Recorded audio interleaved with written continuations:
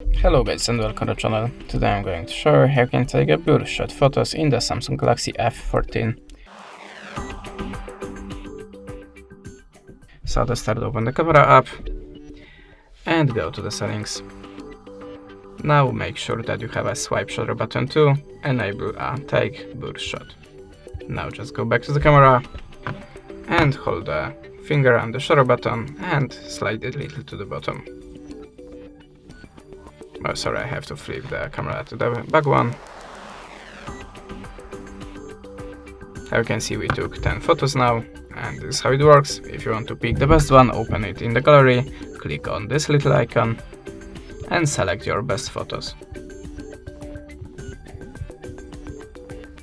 If you already clicked on that icon, decide that you want to delete the unselected pictures, and click on the save. And now we have 3 best shots from the blur shot photos. That's it. Thanks for the watching. Leave us a subscribe and a comment, and goodbye.